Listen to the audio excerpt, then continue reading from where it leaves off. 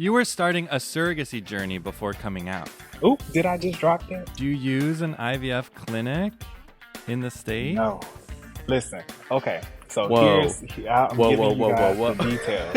And we're literally at like this hotel room, so awkward. Oh my So God. awkward. Here we gotta go and give the little, deposit, the liquid gold. She was trying to inseminate. He spilled it all. And you... Well, I'm on my third cup of coffee today. Are you? What about you? I bought you. Do you want to show your new? I don't know where it's at. I literally just put it. That's okay. I bought both of us one of these today. Oh, it's a Starbucks. Yeah, I know. Didn't even notice it. Okay. Yeah, I know. So I was like, okay, if we're gonna be well. sitting on the couch and gonna be, we need something close by. Do you like the little shake here? Yeah. ASMR. Anyways, we have all of our beverages, but you don't know where yours is? Oh, no, I'll find it. But it's gonna be a good day. I got it's the gonna be a extra good large day. one just for you. Thank you. The clouds are parting. The sun is coming out. Good things are on the horizon. And speaking of good things, we have a very special guest for this podcast today. I am so excited.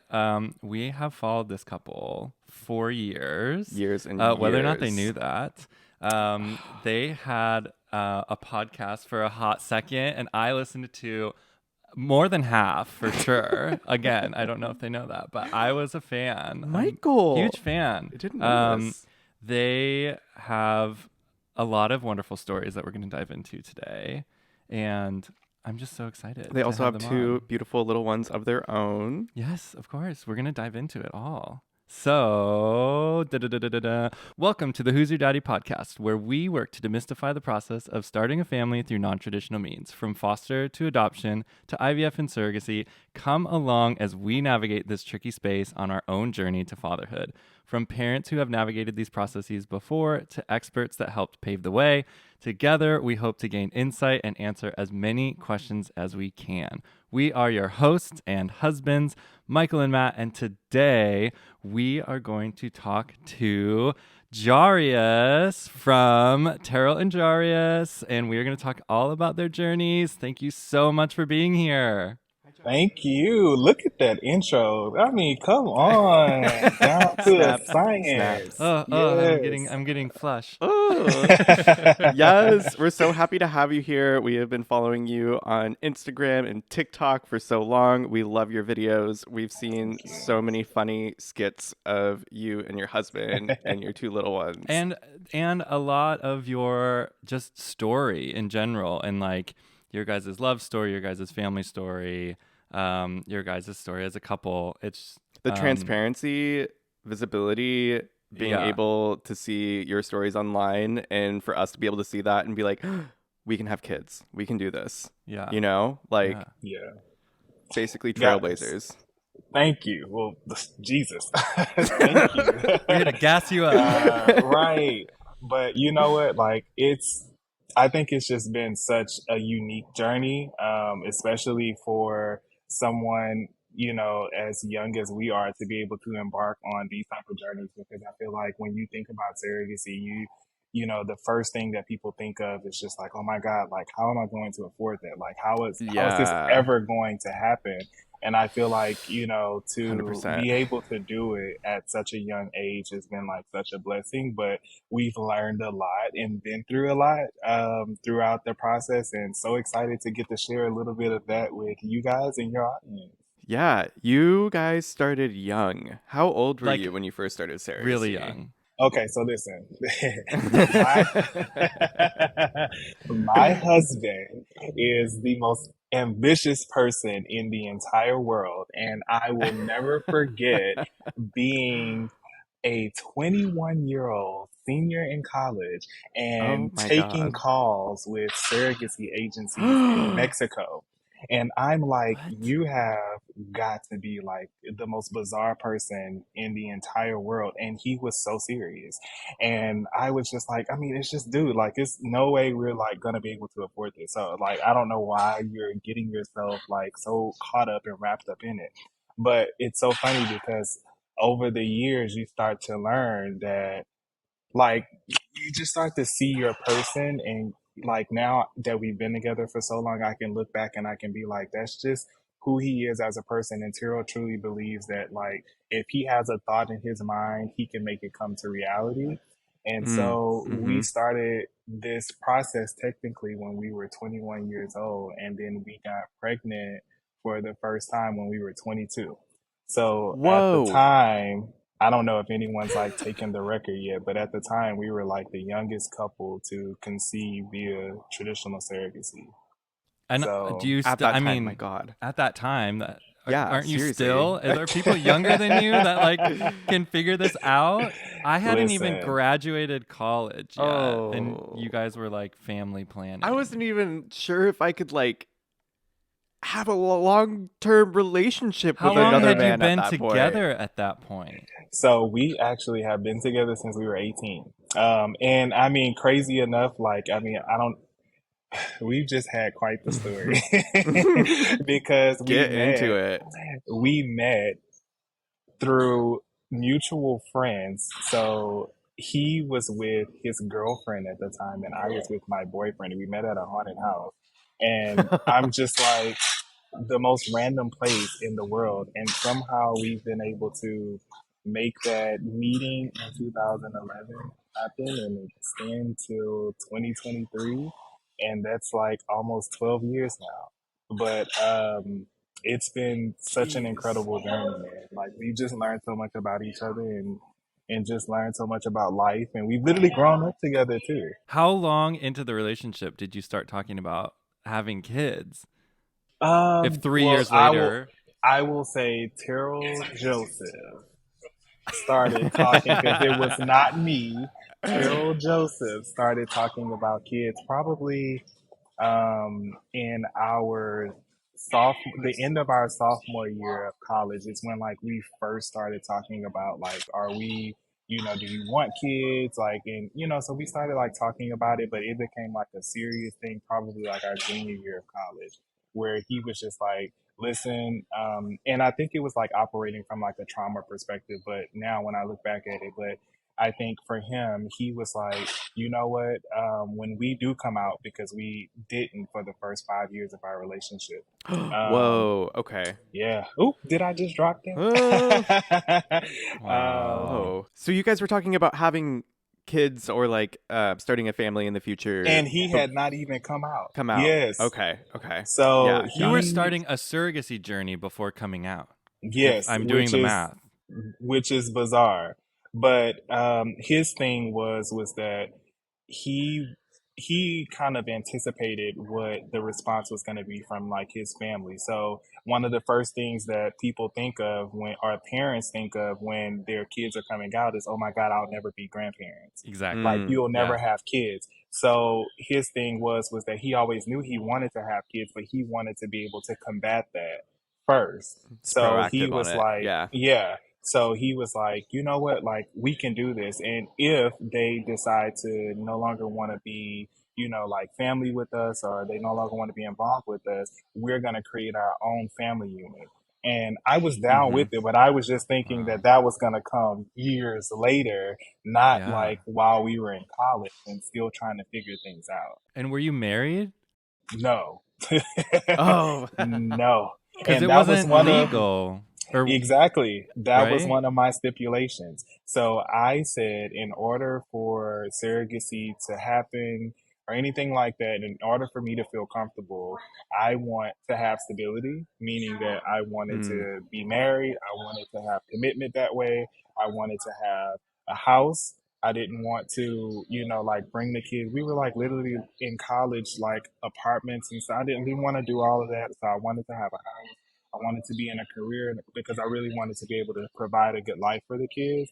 And so I'm thinking that that's like going to set us up, for at Yeah. least a few years to start like trying to work at those things. My husband was just like, deal. And literally, we graduated college in May of 2015. We purchased our first home in June. We got Wow. engaged the year before that, so marriage was coming. But then we were into our careers and all of that stuff, and by October of 2015, we were pregnant. Oh my God. And he made all of those things Crazy. happen. Literally all of it. Like I'm doing he all the math in my head, like thinking about it while Michael and I were like in the beginning of our relationship because we started dating in 2014 and I moved to okay. Nebraska in 2014 and then we were living together in 2014, 2015. We had talked about having kids, but we had, I mean, like, Not even close. uh-uh. Like not even close. I totally understand the stability thing. Yeah, Yeah. that's a lot like That's him. very like my That's like like Michael. no, we're gonna have things like the puzzle pieces are Yeah. gonna be put together before we start like throwing paint on the walls. It's like Period. Yes, you have to make like sure that yeah. things are in order. You know, and like kids are serious. and I'm more Yeah. like, I want to be a dad. Let's have a baby now. Well, and like Let's just do it. I think I was in control a little bit. Or not maybe I wasn't in control, but You're never in I control. You thought I so. was I'm thinking about all these things and in my head I'm like, okay, well, us getting married, like when is that going to happen? So like we Yeah. met like when I was first year of dental school and I was like, okay, well, I don't want to get engaged and get married in dental school. Like dental school is really expensive. I mean, getting married is really expensive.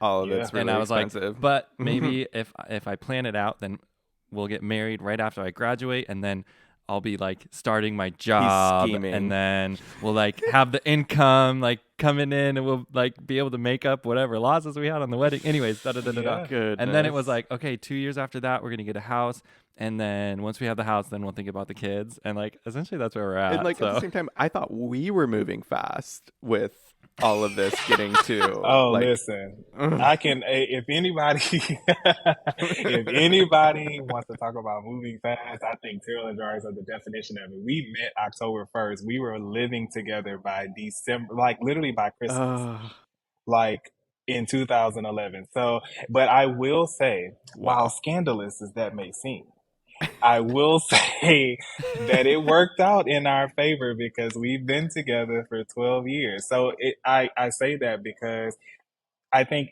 a lot of times, especially with me, because I'm more traditional thinking in my mind, Mm-hmm. like I think that we tend to look at things that it has to go a certain way and it has to look a certain way, and it doesn't. yeah, Things look Mm. different for everyone. So no surrogacy journey is going to be the same, no adoption journey is going to be the same, and no relationship journey is going to be the same either.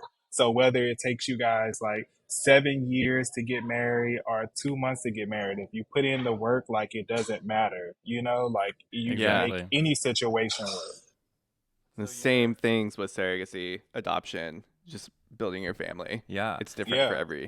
And when you guys, I mean, you're that young, was it like, oh, the only avenue we have is surrogacy, or like had you like what was the conversation like of like family building? Was it like, oh, well, surrogacy seems like our only option, or like adoption or foster, or what was that conversation like? You know, truthfully, I think in the beginning we never actually considered adoption, fostering, or anything like that. Mm, And I mm-hmm. think honestly, it's probably because of number one, we don't hear nor learn a lot, especially in our community on the black side. But like, I Mm. feel like we didn't learn a whole lot about any of those methods, surrogacy included. But like, I think also it was frowned upon as well a little bit to like, you know, like adopt a child because it's like, well, technically that child's not yours, and like all of these Okay. different Yeah. like stereotypes that like people put against you. And I think we never wanted, again, we were operating from like a problem solving perspective. So it was like, okay, so what are people going to say? What's like the things that we can anticipate? So one of those things was probably like, okay, well, are these children biologically yours? So I think from our perspective, we always operated Wow. under the notion that we were going to do surrogacy because we never wanted to face those like those battles where we would have to like defend if we were to adopt a child, Yeah. were they legitimately ours or not. Now we know that that's completely absurd. Like, Yeah. Yeah. you know, Yeah. no matter how a family comes together, those are your children, no matter what, whether they're biologically related or whether you fostered or adopted them, it doesn't matter. And It now we totally know, makes like, sense though with, in that situation of like before you come out, before you're married, you're both in yeah, college and you're starting this discussion and kind of starting that path, yeah, not knowing exactly how your families are going to take it and kind of being in a more like vulnerable life position as Yeah. far as Yeah. stability goes. Yeah. Um, no, that totally makes sense, and it completely changes like the outlook of how you start your family based off of Yeah. those factors. And then I also feel like, when you're that young too, you care so much about like what people think and what people are going to Yes. say. And nowadays, Mm. like I could care less. Like I mean, especially like with regards to my family, because I've had to put up some very, very hard boundaries, and I don't compromise on them anymore because I feel like life is already so hard. Like Yeah. we already go through so much, especially being gay. So it's just like we already go through so much, in life itself. I literally do not have time to be concerned about which way I'm going to bring about one of the most happiest times in our lives because I'm trying to please someone else. Done with that. So it's like, nowadays Yes. I'm just like, I Mm. hate that I even operated from that mindset. But again, I feel like while podcasts like this is so important because you get to see the journey from so many different people, and you get to see like what they've learned and what they've taken away from it, so that way people don't have to go through the same things, and so that people don't have Yeah. to like encounter the same, like head traumas and mistakes and things like that. You can operate, because if I would have had this information back in 2015 when we were like really getting into this, maybe I would have made a different decision and not gone through surrogacy. Maybe I would have adopted. Maybe I would have fostered, Mm-hmm. So hopefully with 100%. this new information that like people get the wide array of options that they can really explore and not have to be hyper fixated on one way. Right, right. Exactly. So you're just graduating college, buying a house, getting married, and how did you navigate surrogacy with no like resources? You mentioned you were in like how does one even do that? Where did you start? You said something about agencies in Mexico. It's like how did Yeah. that? So here's the thing. Terrell and I have always been crafty. I like to use. We worked full time through college, so we did not have the Wow. traditional college experience that most people had. We worked our asses off, and thankfully, we made good money in doing so too. But with that, it allowed us to be able to save a lot. It allowed us to be able to Oh, that's smart. really Yeah. get set up, so that way when most people are coming out of college and they're like getting those first like entry level jobs and stuff, because we had worked um and we worked in sales too, where it was like commission based, and we just so happened to be really good at it. And commission is like unlimited in some jobs, so it's just like you really, it's the effort that you put in. So because we had done that through college, when we got out of college, we got to skip those entry level jobs and we were able to get better jobs. So that way, we could afford a lot more. So we didn't get like a starter home. Like we got like a home that, most people were getting in like their 30s and 40s and It's stuff. extremely smart. Yeah. Yes. So while we look back and we would never want our kids to have to work through college like we did, but it allowed us to be able to like start, our journey a lot sooner. But then when we looked at like options in Mexico, it was like, okay, like the total cost of surrogacy was like maybe like on the cheapest end was like maybe 35 to 40K or something like that at the time. And then I think on the higher end, I think it was like maybe 80. So Terrell doing his little calculations in his head, he's just like, Mm. well, if we dedicate this much, and we Right. can do this, we'd have to pay this much a month. And I'm just like, Terrell, I don't see how the math ain't mathing for me. I'm just like, because I'm trying to think of how I'm gonna factor in getting to Dubai first class, and I'm trying to think, Yeah, right. how we gonna be able to go shopping and all of this stuff. And And he's this was like, like yeah, 2015. And it's yes. yeah, okay. And I'm like, yeah, that's not gonna work. But then we discovered being able to cut out a lot of the agency fees and just Mm-hmm. doing it independently. And then that's the route we ended up going. So we were Oh, so able you guys went to, independent. Yes, Okay. we've actually never gone through an agency. Crazy enough. We've all of Wow. our journeys have been independent, which, ooh, let me tell you, that's why I'm bald these days because it sucks the life out of you. I'm like, oh, man, because literally we've always been careful to not, encourage people to just jump for the independent route to save Mm-hmm. money, because you financially, while it may be a little bit more advantageous to people to go that route, from a mental perspective, you are literally responsible for everything concerning that surrogate and that journey. And you have to think about it. If the Mm, surrogate's having a bad day, there's no agency that kind of fields those That things manages for that. you. There's no laws that, kind of shield you and things like that. Literally, it's a personal connection that you have with someone. So if their car is breaking down and they're behind on their rent, they lose their job, all of these things like that, you are responsible for not only figuring out the solution for it, but then also you're responsible for the emotional toll that it takes on the surrogate as well, because yeah, essentially everything's kind of like your fault and everything's your problem. And, I'm carrying your child. So it was a lot I to can't imagine. mm, deal with, especially when you think about it being a 22-year-old, young person, where it's just like you barely have yourself figured out, and yet you're trying to figure out life also for a surrogate, for a child, and you're trying to manage their family, your family, and it was a lot. I It just was a like lot. think the jump from college student to I'm going through the process of surrogacy independently. Yeah, Like y'all had no to grow up agency. fast. That yeah. is that is a lot to take I tell on. people all the time, surrogacy has humbled us in the most like heartbreaking and gut wrenching, but yet most loving way possible. Like I wouldn't. Our journey probably is was 10 times harder because just the route that we took to do it.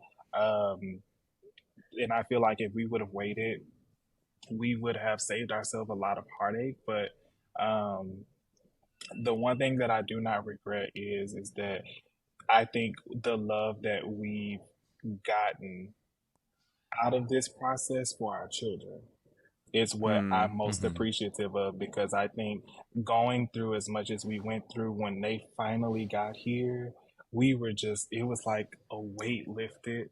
And all we wanted to do was just like wrap our arms around them and just love them. And honestly, I don't know if that would have happened the way that it did if Right. we had not gone through all of what we went through with service.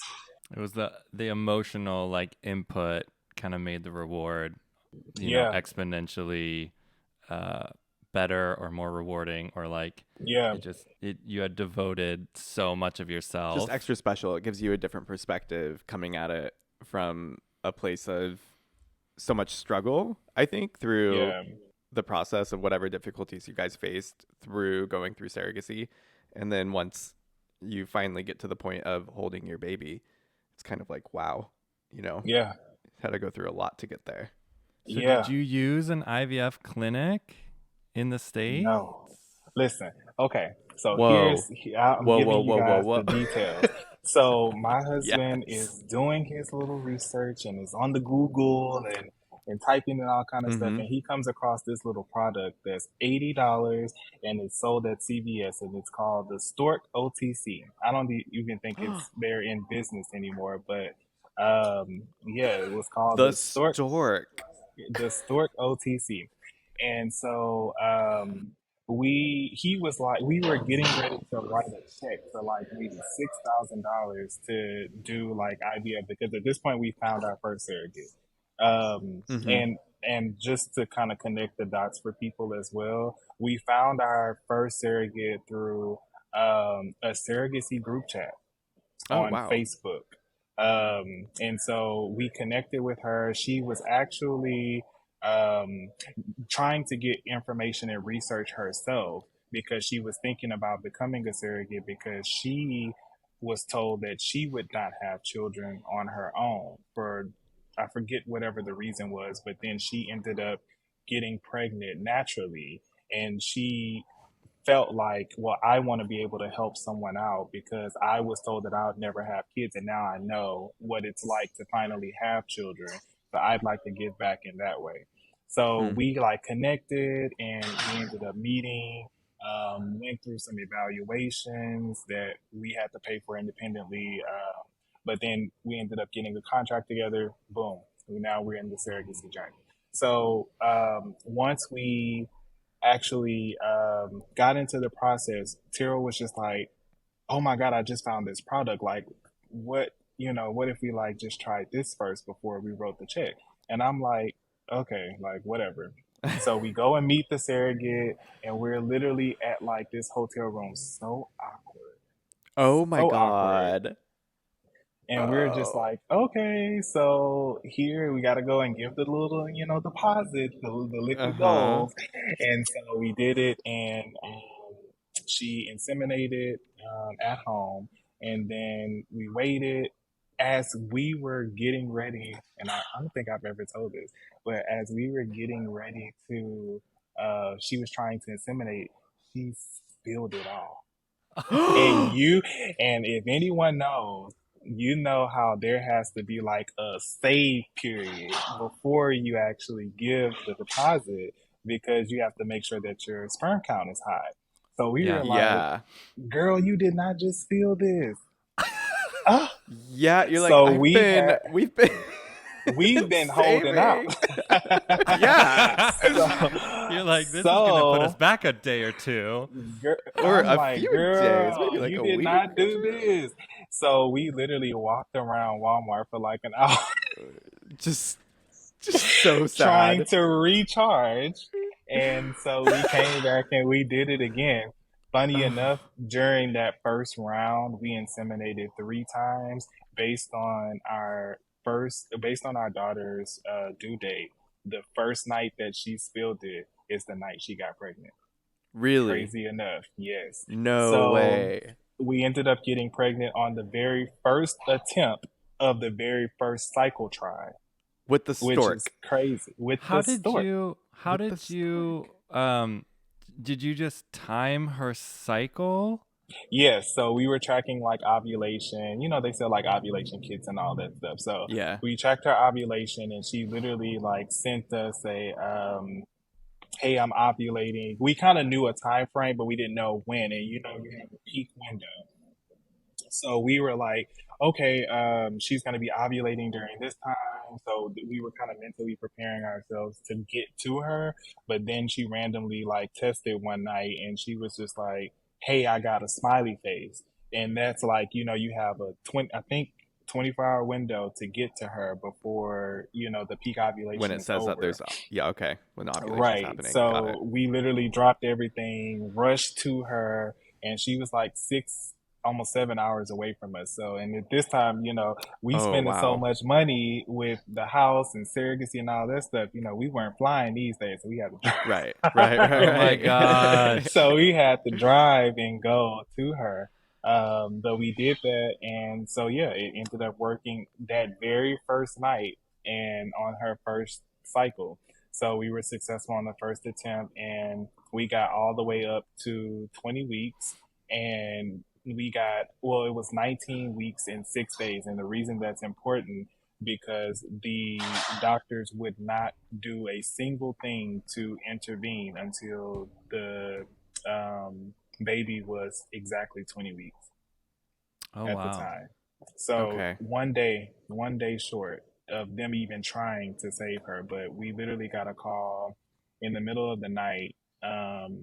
And Terrell was actually, he had just gotten a promotion, so he was away and he was training.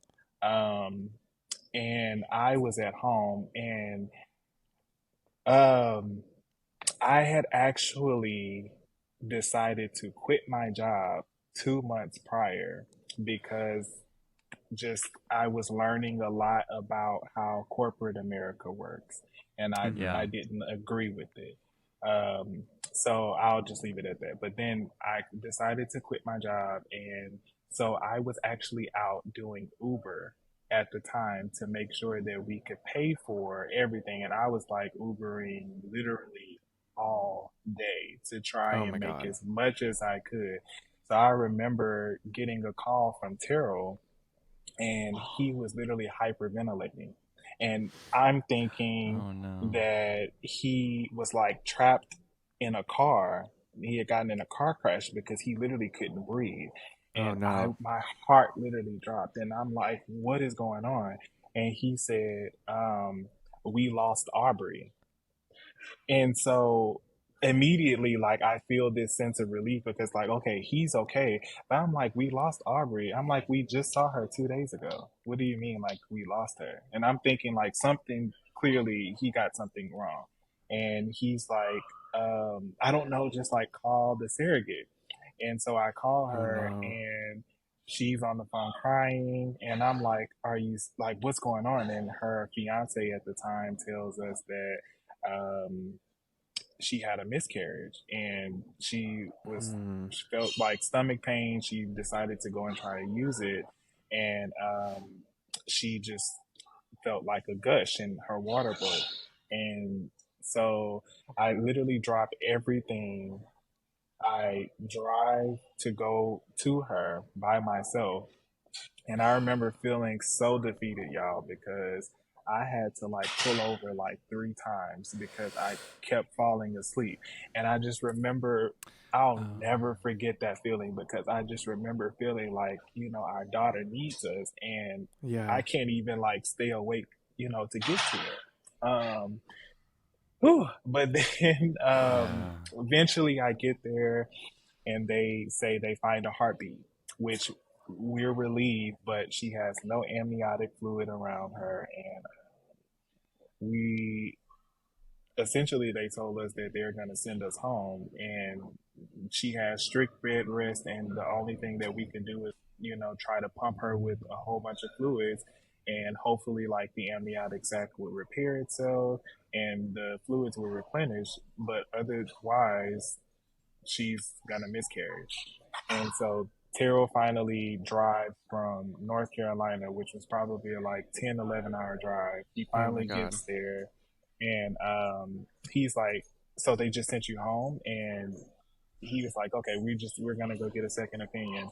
Went to the next hospital, sat in the emergency room for hours, finally begged someone to like get us back. They do. And the moment they checked, they were like, so we just checked and she's in the birth canal. Like, we could see her feet immediately. So she was No. already in the process of passing. And so at this point, they were just like, the only thing that we can do is hope that, somehow her lungs are developed enough to know how to breathe on her. And so literally, we just sat there and prayed and prayed and prayed and hoped for like the best outcome. And they take her out and they put her same bed that normal babies are delivered on with the heater and stuff like that. And unfortunately, she was not alive. Mm-hmm.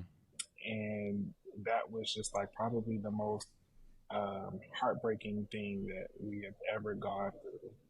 And I remember being in, before the actual, when they said she was in the birth canal that we were waiting, I remember Terrell and I just had to like get out of the hospital, and we drove down the street to like an auto zone, and we sat in the back of the parking lot. And I remember being so terrified because again, we were 22 years old at the time.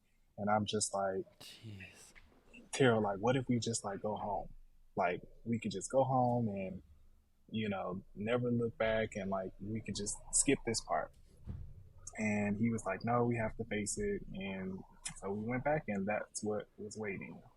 Um, but again, I say all this to say because, again, this journey has just been such a roller coaster for us that it just really makes us appreciate where we are today, and to be able to see our family finally come together, because it's just been a rough ride. I just can't imagine the emotional weight of that. Pursuing independently in the sense of like that call goes to you and then Yeah. after a day of, I mean, you worked all day, and then now it's like you have to drive 7, 8 hours to then experience something like incredibly Lost, yeah. traumatic and difficult, that kind of loss. It's Wow. Yeah. I difficult didn't. for anyone It's to rough. experience, but like, yeah, and at such a young age too.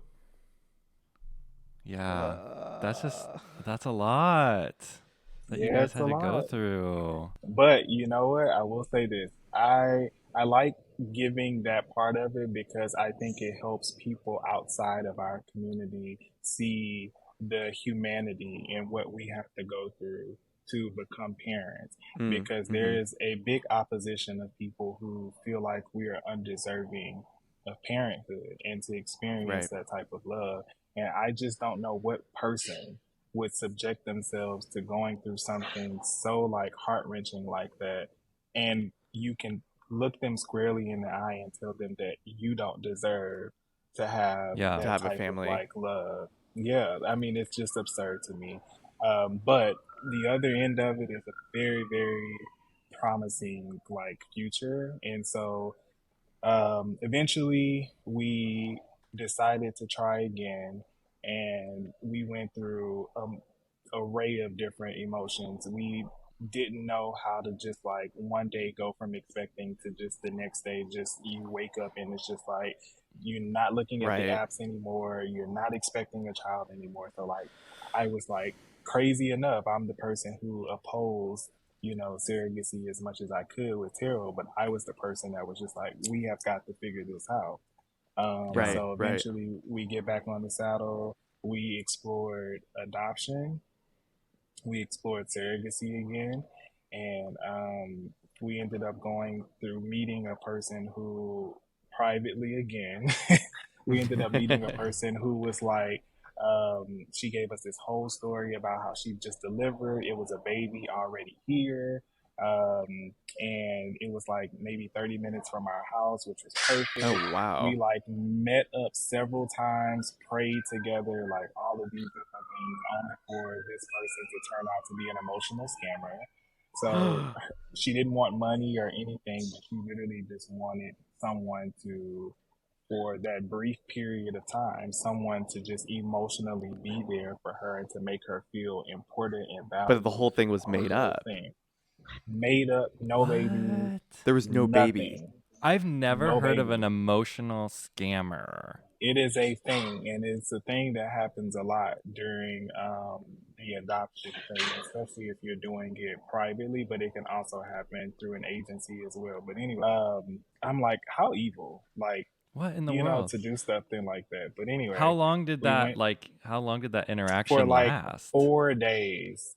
Oh my But that's a gosh. For freaking roller coaster What? to But when be. you think about it, when you think about how quickly, adoption can happen, Yeah. where a mother goes to, a hospital and she says, hey, I'm delivering this baby and I want to give it up for adoption, people are reaching out every which way trying to figure out someone, to adopt this child. So we thought we had to move so quickly. And So how while did you it was get only like, connected to this person? it was through an adoption, like matching website. Okay. Yeah. But she like read like our profile and like all of these things and reached out after like 4 days, and it was like 4 days of like us getting pictures, us like Jeez. yeah, like just all kind of stuff. Anyway, we get through that, meet another surrogate, and then that ended up not working after trying for a couple of months. And then we ended up finding the most amazing surrogate who was everything that we wanted in a surrogate, but she had the hardest time getting pregnant. Hmm. And so we just did not have the heart to tell her, hey, we're going to have to move on. But Yeah. essentially, we were just like, she's not going to get pregnant. So we were like, okay, well, you know what? We're going to try one more time. But in our mind, knowing that it's not going to work, we were like, let's go and find another surrogate. Long story short, new surrogate comes in, gets pregnant immediately. Yes, exactly what like we wanted. Old surrogate tells us that she indeed got a no. few weeks later, Mm-hmm. calls us back and said that no was a false no and that it was actually a positive. And here we are, pregnant with two children who are 5 weeks apart. Oh my So I God. don't know if you've heard that story. But I Insane. remember you guys telling that story. I don't remember where I heard it, but everyone thinks that they're twins, right? Like They're most not. they're not. They're 5 weeks apart because They're siblings. we thought it was a no. We waited 5 weeks. We tried again, and both ended up being yeses. Isn't that crazy? Yes. It's amazing. So That's amazing. it's almost, and it's such a beautiful story because I feel like it was like God's way of, like Mm-hmm. you go through things in life because it's like, you're supposed to condition yourself to be able to tackle the next thing. But it was God's way of just kind of being like, here you go for all of what you went through with your Yeah. first daughter. And it was a boy and a girl. Um, Mm. and it was crazy. While they're not twins, it's almost like they were because they were both in completely different areas of the United States, and both of them were born at 36 weeks. And our son came Whoa. Oh. first, and and traumatic enough, our surrogate calls us at 4 o'clock in the morning. And she's just like, I'm having pain," and he comes and he's 3 pounds 11 ounces, and we were not expecting him to be that small. And then literally Oh, yeah. 5 weeks later, our other surrogate calls and she's like, I slipped down the stairs and now I'm in the emergency room, like, and they're having to do an emergency C-section Oh to my take her. God. And we're just like, you have got to be kidding me. Oh my Yeah. God. But she ended up being perfectly fine and perfectly healthy. But yeah, so it's funny because while our son came first, he was technically supposed to be 9 weeks ahead of her. And our daughter was like, nope, I'm going to come early too. We're still going to stay 5 weeks apart. What was the emotion like when you both found out like that the first surrogate, the first try was pregnant You know you're pregnant with one. with one, and then the other one And comes then the back and other one comes says back and is the like, no was oh, a by the yes. way, What was hi. that emotion like when you're realizing, oh my God, we're gonna have two kids now? So I know most people will probably be really happy in that scenario. I was like, I literally almost shit my pants because I'm Very like, valid. it's no way that I am like, you know, ready for two kids. Like, you just for years at this point, you've been thinking about, your life with one kid and like being responsible for one kid is already Yeah. hard enough, but two, and then buying two of like everything and Yeah. emotionally being ready to handle two kids, like it was a lot. So Terrell was like over the moon excited. But I was like scared out You're of my thinking of the mind. practicalities, like, okay, now we got to get another crib and all that, Oh my like God. Do we have a single stroller or a double stroller? Like, exactly. what do we do here?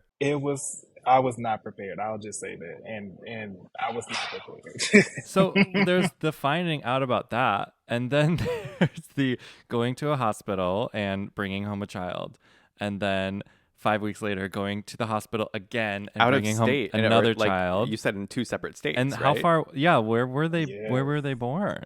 Georgia and Michigan. Okay. Oh my gosh. And you So guys were living it in was Atlanta. completely north and south. Yeah. Um, yes. That is wild. So it was a lot. But I will say at that point, when we found out he was so small, I think every doubt that we had about what parenting was going to look like went out of the door because we just went into such like a fight and protection mode that we were just like, you know what, like it doesn't matter that we're nervous, it doesn't matter that we don't have experience with kids or anything like that. Right. It was like our son needs us.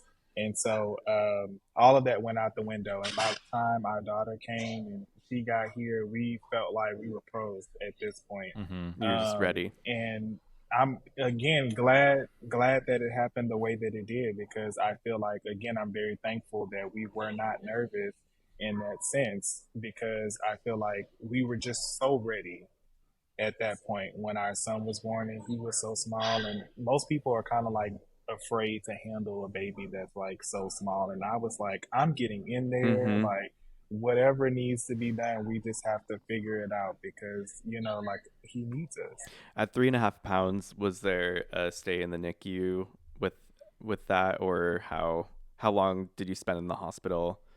So because he was born at 36 weeks, we only had to, he didn't have to stay very long. We stayed 12 days. Oh, okay. And Yeah. it was literally just most of it was a precaution more than anything. But he had to learn how to like feed and stuff, but he got it really, really quick. Good. But it Okay. was literally the first like 4 or 5 days was really just because they were being more cautious about his size more than anything. But our little guy was just like, I don't need none of this stuff. Take that breathing tube out. Like, I don't need that. Let's go home. Let's go. So, Both of these okay. routes were And he through was ready to go. traditional surrogacy, correct? Yes. In the sense of like you have the gestational carrier is the same person Yes. as the egg donor. Yeah, so that's the difference between traditional surrogacy and then like gestational carrier, is that the woman who carried both of your children was the biological other part, correct?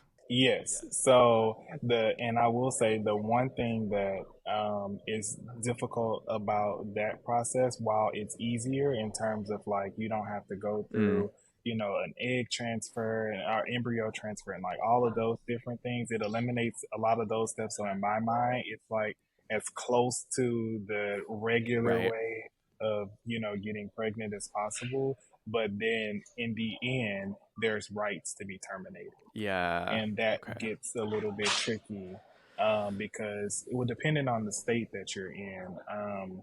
It gets a little bit tricky because after someone gives birth, there's a lot of emotions Yeah. that comes out, and there's a lot of how do you navigate? Do you allow them to be able to see?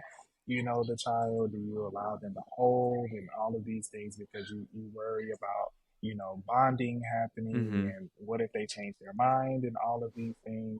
But luckily, we've been very blessed to be able to meet people who are giving enough to be able to say, hey, even though this is biologically my child, and a cute child, I must add, Yeah. And they're perfect. you know, I, right, I'm still in agreement with our plan to that this is your baby and I know what I need to do in terms of my rights and things like that. And they've been super supportive of the original plan from the beginning. So thankfully, we've not had a scary moment where someone's tried to like, fight us for rights or Mm-hmm. anything like that. But that's also one of the downsides, in my opinion, to traditional surrogacy because it is an extra layer of worry that you have to carry around.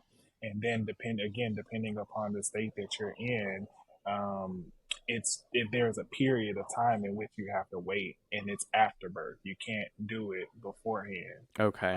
So there's a period of time in which a surrogate has to change her mind, and then you have to have legal counsel to explicitly say, "Hey, you do realize that this is half your child. You can still parent, and you have this window of time to change your mind." And so it's like you're kind of walking on eggshells Yeah. for that duration of time, and trying to wonder, is this person gonna change their mind? Like, what's this gonna look like? So with this route of traditional surrogacy, depending on the state, you cannot terminate those rights prior to birth. It's like you can put up all the legal stuff that you can, that's Yep, possible beforehand, Mm-hmm. and kind of put everything into place, and then but terminating those rights has to happen after birth, and there's a waiting period. They can definitely change their mind. That absolutely. is So scary. you can get like a pre-birth order. You can get like a power of attorney beforehand. You can do like a surrender of rights if you use an agency, technically beforehand. But excuse me, nothing is set in stone until the judge signs off on it. And any time before that period happens, while you've done all the legal paperwork and all of these different things, before the judge actually signs on the dotted line, it's not final. And so they could come back and decide to change their minds. And, depending on the state that you're in, you can get you can add more layers to it that makes it harder for Mm-hmm. them to change their mind before, if they do like a lot of paperwork beforehand. But in some states, it's just nothing that you can do. You can get all the paperwork you want signed, but at the end of the day, there are some states that are just like, well, she's the mother of this child, and I would prefer the mother of the child to raise the child if they want to be involved. They're called mother states. But it's kind of just the thing that we have to deal with. But again, we've just been very fortunate in our situation to not Yeah. have had to deal Is with that that. waiting period? Have I read that it's like, is it like 72 hours or something? Like 3 days they have sort of to Yep. kind of like, Some states are different. Some states are 3 weeks. Some wow. states are a few hours. Some states are like 5 days. It really, every state's different. And then every state is, that's why we've been so, because we've not really talked about the intricacies of like our journey on our platforms, just because I never want to like ill advise someone or have someone try to take my story and go Mm-hmm. try to reduplicate it. Right. It's really dependent upon where you are and what process you've done, because traditional surrogacy changes it, whether you've had an agency or not changes it, whether the state addresses specific parts of surrogacy in your state changes a lot of things as well. So it's not just as cut and dry as we would all like for it to be. But again, if you go through an agency, they kind of take care of all of that stuff. So because we've gone independent, we've really had to almost become attorneys. Yeah. Yeah. It's the There's In legalese of this so everything. process of much. having to like learn what's legal and what's not legal. And so when your babies were born, were you both I'm assuming you both weren't able to be put onto the birth certificate. The birth mother was on the birth certificate in one of you.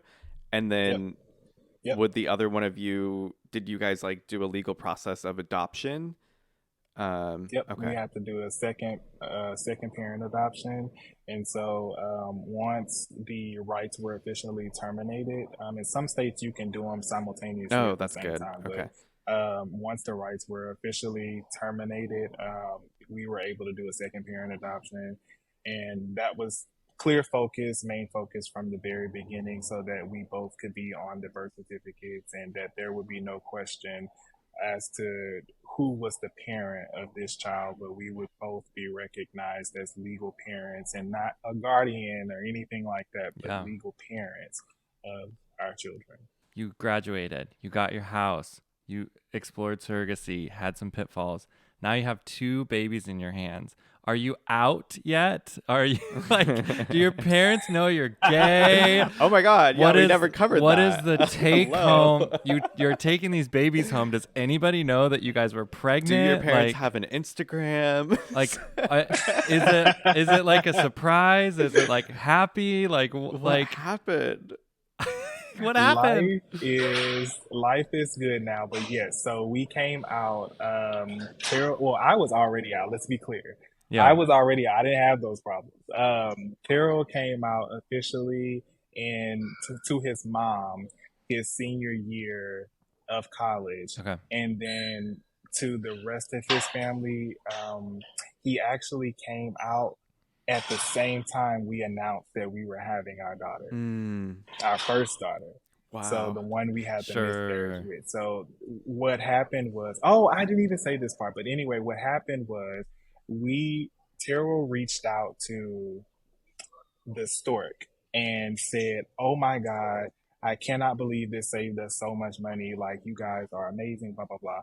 Stork reaches back out and they're like, "Oh my God, we never even thought to market this product to the LGBTQ plus community. Would you guys be willing to talk about it?" And so talking about it led to a Wall Street Journal article Oh, where wow. they talked about infertility, but they included us. And a lot of people don't know this, but that's where we went viral from. And it was in a negative way. We went viral because there were so many people who read that article and who were pissed that we were included in it because we weren't experiencing infertility. We cannot physically have children together. And so they were like going at us in like the comments and stuff, and Terrell read it and he got so angry. He made a public Facebook post that also went viral, Okay. and he addressed it and was just like, I'm never going to be ashamed of, like, wanting a family and being with my husband, and we're going to be amazing parents and all of these things. And that was also his coming out post, because that's when the family Oh, found yeah. out that we were together and that we were expecting and all of these things. What are your thoughts on that with, I don't know, all these people coming at you guys about infertility and, Wall Street Journal including you on the article of struggling with infertility as a gay couple? What are your thoughts on that? Like, as a gay couple, can we also claim struggling with infertility and not being able to have biological children together? I think two things can exist at one time. I don't think that if it were me, and I don't want to diminish anyone else's viewpoint of it because their viewpoint is valid. What I would never do is, if I didn't agree with something in an article that was focused on infertility because you guys technically aren't experiencing infertility, I could have that thought without bashing you Mm-hmm. and without even vocalizing it. And I think that people need to, in the world in general, people need to understand that we can have disagreements with people without putting people down. Yeah, I could care definitely. less whether you agree that, same sex marriage is okay. I could care less if you agree or disagree that, we should be parents or not. That's your own personal views, and it should have no bearing on my personal views. But when you then start to take your personal views to put me down and to make me feel bad about my views, that's where I That take gets issue. toxic. So personally, I don't think that Wall Street Journal was incorrect in including us um, on the article, simply because they were talking about the bigger picture Mm. Mm-hmm. with getting pregnant and trying to conceive via their device. It just so happened to be labeled as infertility, and they included all straight couples, with us included as the main, I guess, part of the article. So I don't disagree with them for adding it. I just disagree with the people that literally bashed us, and I would love to one day see some of those people, because I will never forget some of those comments and the people that said them, and I have screenshots of it too. But I would love to see those people see us today and to see if their opinions and their viewpoints have changed, Yeah. because some people just said some of the most like disgusting and like vile things to us, and it was just so like unnecessary and so unprovoked. And the crazy thing is what people don't realize too is, when you spew hate like that, usually the opposite happens, especially on social media, because you're engaging with it so much. It's going to make you see it more, and then also it usually helps the person that you're trying to be so mean Of to too, course. because that's exactly what happened. We ended up going viral from it and being able to create a whole career on social media Right. because of that article. Yeah. So So, thanks. Yeah, I know, right? I think In your face. I think we talked about that a lot with like YouTube can be like particularly Oh my God, YouTube is vitriolic. And I think a Yes. lot of times, if people are maybe starting something new, or they're like diving into social media for the first time, and they're like getting these comments of like people that with like no faces, or like the little green or the little gray egg or whatever on Twitter, right? And they're just saying the most like awful things. Yeah. It's like the best thing you can Yeah. do is just say thanks for the engagement, and like like Mhm. just move on, right? It's like, if you want to put all these Oh my comments on gosh. here, oddly enough, that's going to help promote this, and hopefully more people who it will benefit will see But I it. also really like We'll that. see it. Yeah. I really like that point that you're bringing up with the commentary on the Wall Street Journal article and everything, because it does like highlight how the viewpoints of LGBTQ families is shifting and continuing to shift.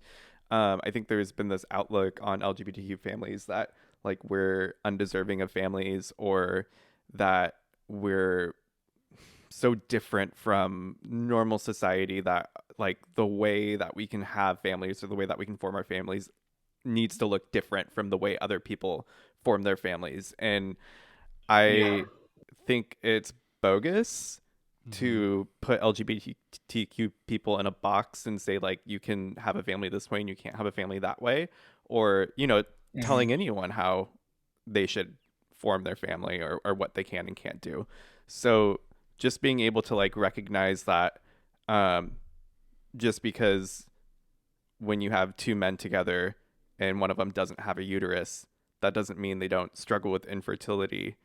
They Right. still Yeah. have the desire to have biological Well, children. and if anybody has followed your guys' story and seen the life that you've given your kids, I don't think anybody can argue that LGBTQ people aren't deserving of being parents. Like it's like so unreasonable to not to like just assume something instead of like seeing somebody's story, looking at how invested they are in being Yeah. parents and appreciating like all the hurdles that you have to go through and just like how emotionally invested that makes you and like the motivation that that pushes you forward with to like I mean it sucks that you have to prove them wrong or or you like maybe that has Don't have to prove entered them wrong, you don't have but to prove that them Yeah. wrong kind but of but you're like you kind of have that it just sucks subjected because to it.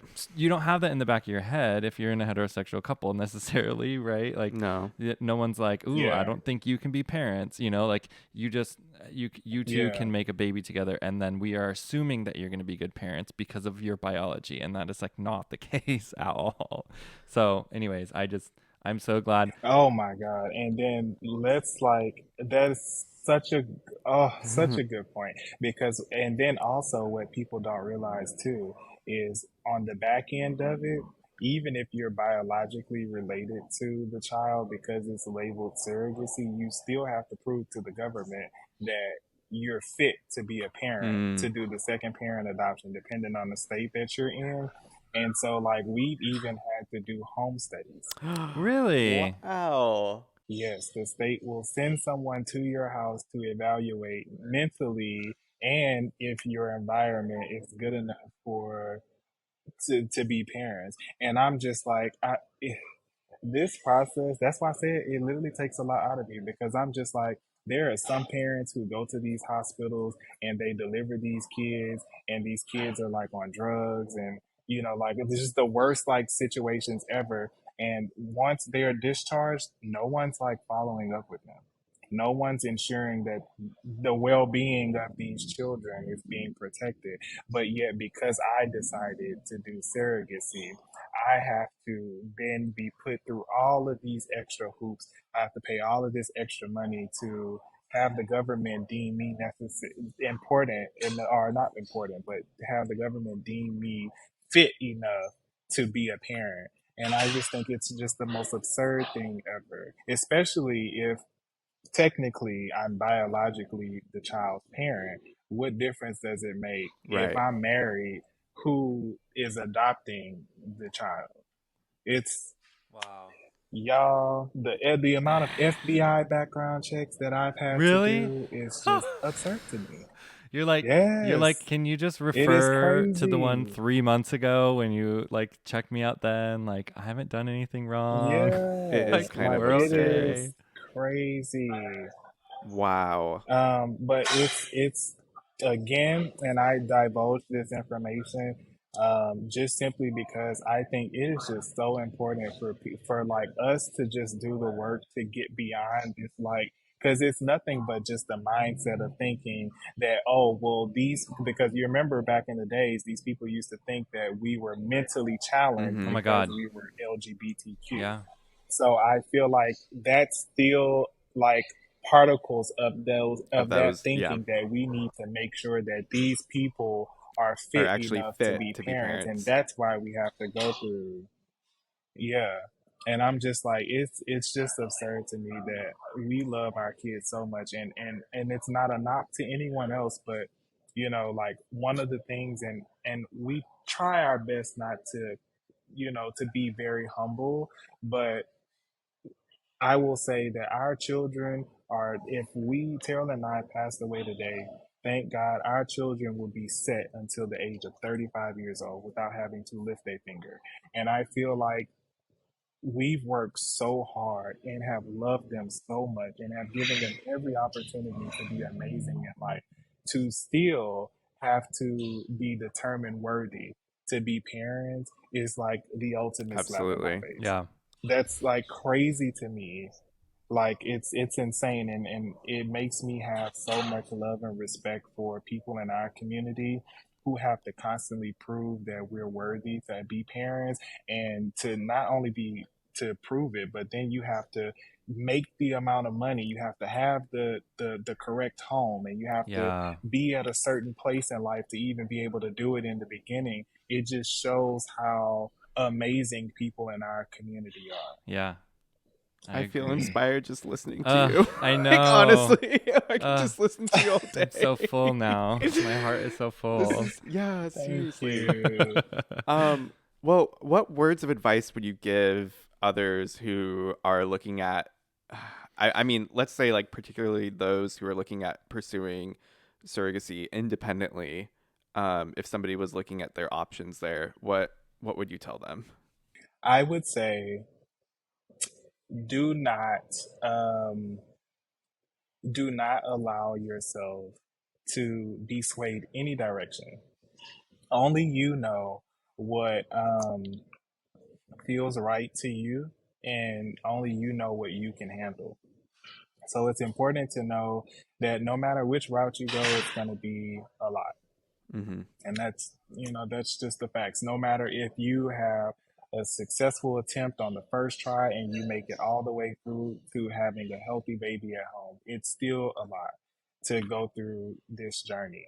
um, but just don't allow anyone to make you feel any type of way, one way or the other, about the choice to do it, and just be brave in doing it too, because I feel like, and that sounds so like cliche, and I hate, but it's so true though.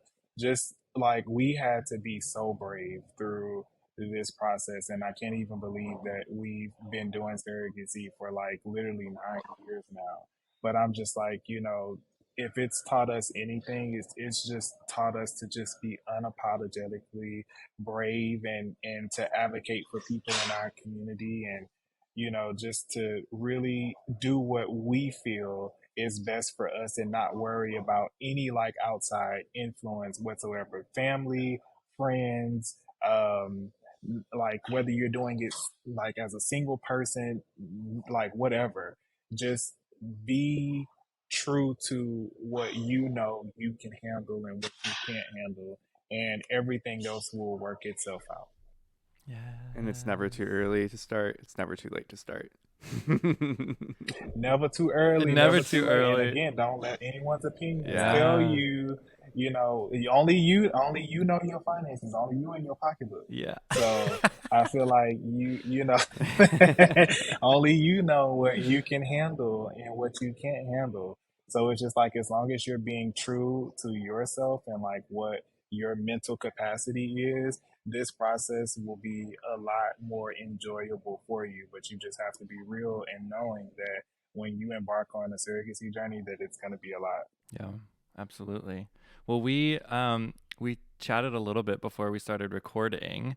I wasn't sure if there was anything that you wanted to include from that, or if there was any part of those announcements that you wanted to include. I will say this: we will be coming out with a more in depth explanation of our journey, to make sure that people who really want to learn from us can do so in a way that's going to take you on a literal emotional roller coaster. And I'm really looking forward to getting to share that soon with Yes.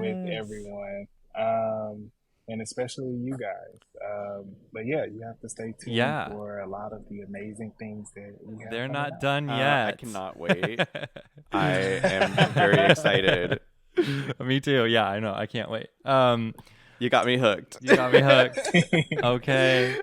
Well, unless there's anything else like, you want to add, I'm just so thankful for your time. Thank you so much for being here. Yeah. We know that Thank you guys are you. You guys are so amazing. busy right now, and there's a lot going on, a lot of moving parts, all to be discussed at a later time. And I just love all of this Yeah. information that I have learned about Yes. independent surrogacy and your guys' journey. It's brought a lot of value, and I feel Yeah. like I am in a much better place of knowing more about just surrogacy and the paths to parenthood in general after this conversation. So thank you so much Good. for sharing all this knowledge with us. Of course. Thank you guys for having me. I appreciate it. And I look forward to getting to see your platform grow and to listen in on the episodes and learn more myself too. Because while people think I'm the expert, I'm like, really not. We can all learn and grow from each other. So I'm looking forward to getting to hear more episodes and getting to experience the podcast more too. And congratulations. Thank Yeah, you. thank you. Claps, claps, claps, claps, claps. Oh my goodness. Wow. It's so amazing and bizarre. Just like reflecting on our social media like journey and how these people that we've seen and I've looked up to and I've listened to their stories for so long. But that was the first time that we were ever able to sit down and talking to and Jarius. talk. Yeah. And we followed them for years. Yeah, but and I we still never, didn't know half of that stuff. Oh my God, no, I didn't know most of it. And it's just so humbling to listen to of where they've been, where they came from, where they started their journey, and where they're at now. 21 years old. I can't it's insane. even fathom. Because I met you when I was 22. I was 24 when I met you. I can't.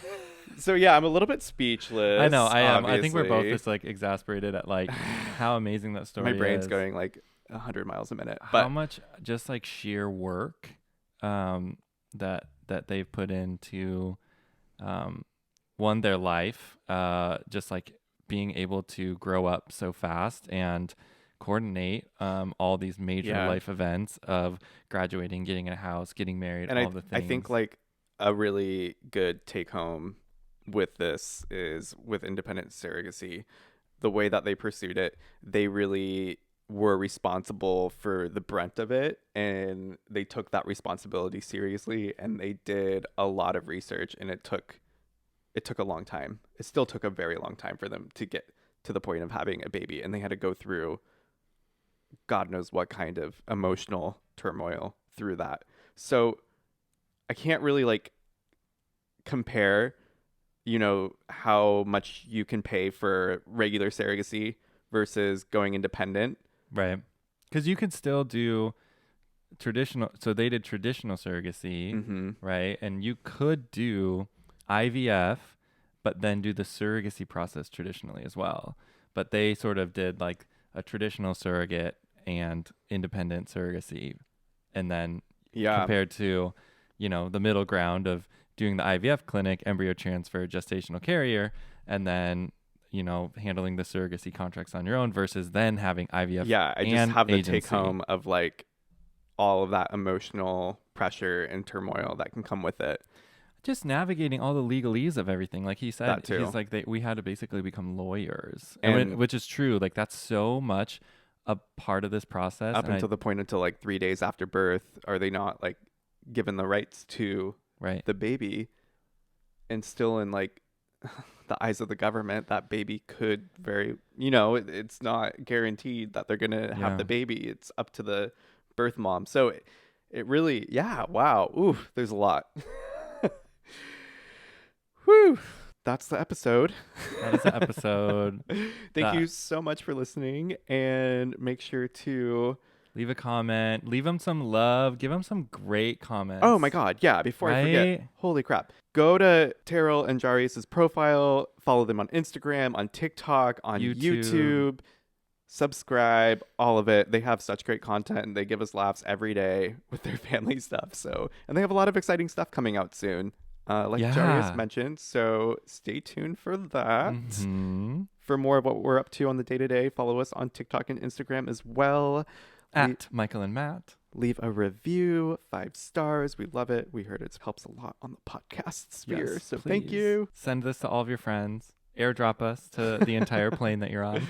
Okay, we're done. Close out, Michael. All right. As always, thank you for listening. And until next time, Daddy's out.